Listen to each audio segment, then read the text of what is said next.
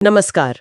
आज बात करते हैं एक ऐसी कहानी की जो सुनने में थोड़ी अजीब है, रोंगटे खड़े करने वाली।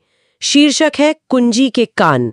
हमें जो जानकारी मिली है वो एक पुरानी उजड़ी हुई जगह और उससे जुड़ी कुछ दर्दनाक यादों के बारे में है। ऐसा लगता है जैसे अतीत वहां आज भी गूंज रहा हो। तो आज हम इसी कहानी की थोड़ी गहराई में जाएंगे, समझने की कोशिश करेंगे कि आखिर ये एक औरत और उसकी छोटी बच्ची की कहानी ये है क्या, जिनकी रहस्यमयी मौत उस जगह से हमेशा के लिए जुड़ गई, ऐसा कहा जाता है। चलिए देखते हैं इसमें क्या है। बिल्कुल। और देखिए, ये सिर्फ कोई आम भूत की कहानी नहीं है, बल्कि एक त्रासदी की दास्तान ज्यादा लगती है, जिसकी चीखें शायद क्या कहते हैं, वक्त के साथ शांत नहीं हुई हैं। कहानी एक पुराने घर, जिसे शायद कुंज कहा गया है, हाँ। और उसके आसपास की है। जगह अब वीरान बताई जाती है, लेकिन कहते हैं कि वहां कभी रहने वाली एक महिला और उसकी बेटी, उनकी मौजूदगी आज भी महसूस होती है। अच्छा, तो कोई हादसा हुआ था वहां, कुछ गड़बड़ हुई थी? हाँ, बिल्कुल। और सिर्फ हादसा नहीं, उनकी मौत वो अचानक और बहुत ही खौफनाक तरीके से हुई बताई जाती है। जिक्र आता है कि कुछ स्थानीय दबंगों का इसमें हाथ हो सकता है। उन्हें शायद उस कुंज इलाके की वजह से कुंजर माटियों, ऐसा कुछ कहा गया है। कुंजर माटियों? हाँ, कहानी में इशारा है कि शायद महिला को जला दिया गया था। जला दिया गया? ओहो, ये तो बहुत भयानक बात है। हाँ, और बच्ची की आत्मा का अपहरण। अब इसका क्या मतलब है, ये थोड़ा अपहरण आत्मा का, इसका क्या मतलब हुआ भला? स्रोत इस पर ज्यादा सफाई नहीं देता। ईमानदारी से कहूं तो ये शायद कहानी को और रहस्यमयी बनाने का एक तरीका हो सकता है। लेकिन हाँ, मूल बात यह है कि वहां कुछ बहुत बुरा हुआ था, जिसका असर आज भी बाकी है, ऐसा माना जाता है। और इस असर का कोई सबूत या सिर्फ लोगों की कही सुनी बातें हैं? नहीं, सिर्फ बातें नहीं।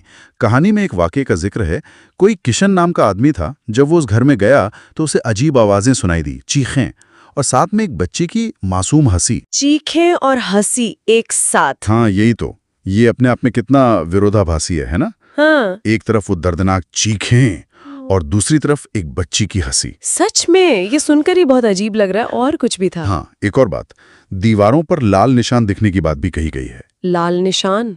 खून के? या कहा तो यही गया है, जैसे वो निशान उन चीखों का कोई प्रतीक हो, कोई सबूत हो उस दर्द का। और सबसे चौंकाने वाली बात यह है कि लोगों का मानना है कि ये आवाजें, वो चीखें और वो हंसी आज भी रात में वहां सुनाई देती हैं। आज भी, इतने सालों बाद। कमाल है।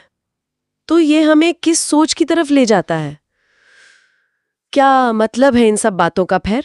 ये हमें सोचने पर मजबूर करता है कि क्या वाकई कुछ जगह हैं वो भयानक घटनाओं की यादों को, उनके एहसास को पकड़ कर रख सकती हैं। जैसे उस घटना की चीखें उस माहौल में आज भी गूंज रही हों, जैसे कभी खत्म ही ना हुई हों। ये सवाल उठता है कि क्या बहुत गहरी भावनाएं या कोई बड़ा सदमा किसी जगह पर अपनी ऐसी छाप छोड़ सकता है जो मिटती नहीं। आप कह रहे हैं कि कुछ हादसे इतने गहरे होते हैं कि उनकी गूंज शायद कभी पूरी तरह मिटती नहीं, वो उस जगह के माहौल का, वहां की हवा का हिस्सा बन जाते हैं। बिल्कुल ठीक यही बात।